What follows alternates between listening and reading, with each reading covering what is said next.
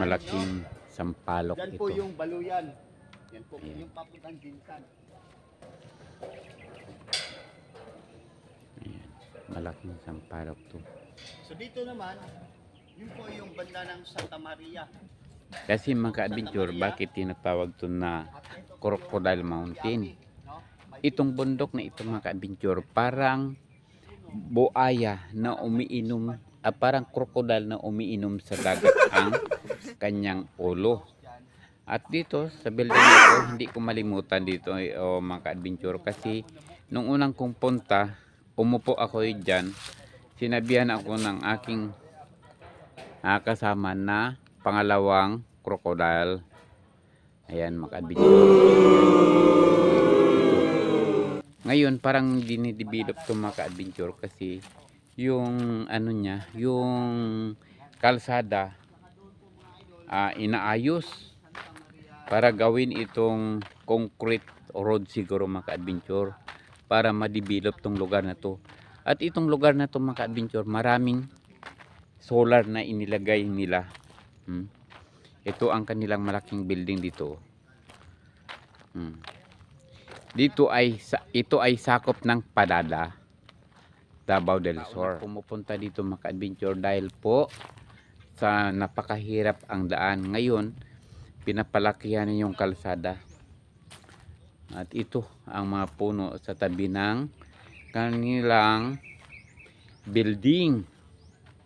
At yun, pangalawang unang punta dito mga ka-adventure noon. Kaso lang yung una kong punta dito mga ka-adventure, nawala yung cellphone ko, dinukot sa aking bag.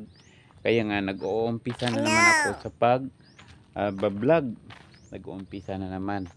At ito, noon mga ka-adventure, hindi pa kalaki yung mga puno dito. Mga isang taon mahigit na yung pagpunta ko dito.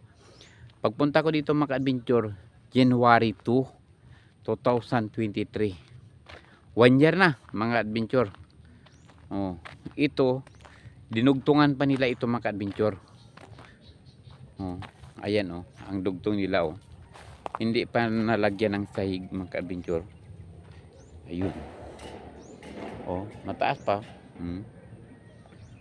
At ito ang noon pa na mga hanggang doon lang mga adventure. Ito kinalawang na agad yung dinugtong nila, hindi katulad nung una nila na inilagay na hindi kinalawang.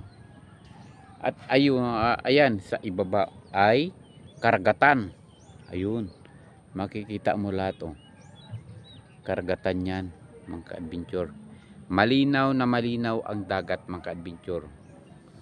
Ayan, ito.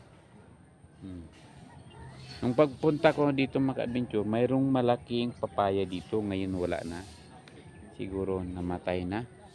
Ayan yung mga ginagawa mo ibaba ay hindi makikita. Yan mga adventure. Malawak na malawak. Maganda dito ikot-ikotin yung mga pinakaano niya. Kapag marami kang problema, pupunta ka dito, mawala yung stress mo mga adventure.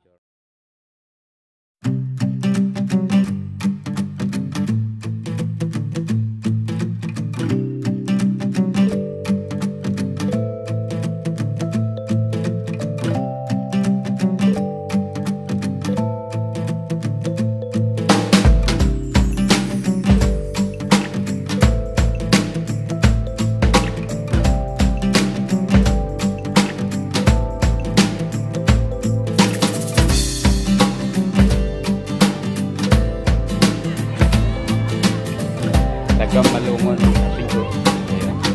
Ay, vlog ko. Ari sa Angkol, kuan.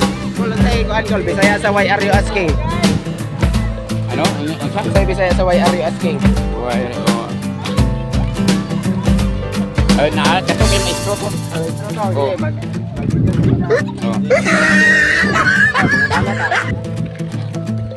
Kaya may isang na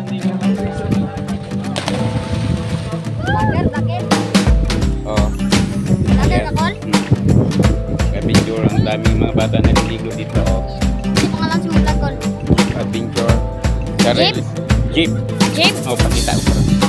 Tapos Sarel, GC Villanueva. Villanueva. Ayan mga picture yung bundok na pupuntahan natin. Mamaya. Ayan daw.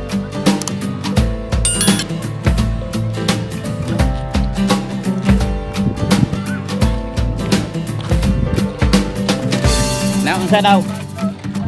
Natubag niya?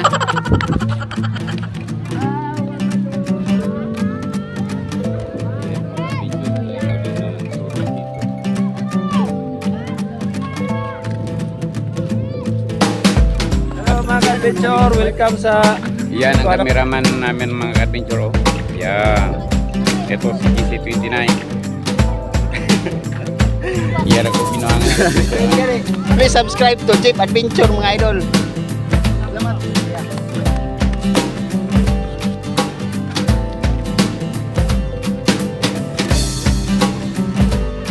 Yan sabi sila doon. Masulat. Ano pala yung buti ng surprise ngayon? No? Iba na. Parang bilog na ba? Oh, bilog na siya tapos ano, pandak na siya. Hindi katulad ng mga mataas Mataas. na parang mayroong baywang. Talagang Ito ang kanyang baywang sa liig. talaga nag-upgrade na mga idol, no? Nag-upgrade na talaga yung technology kasi ang soft drinks ngayon mga idol, no? Ang soft drink na ito ay nagiging Red Horse.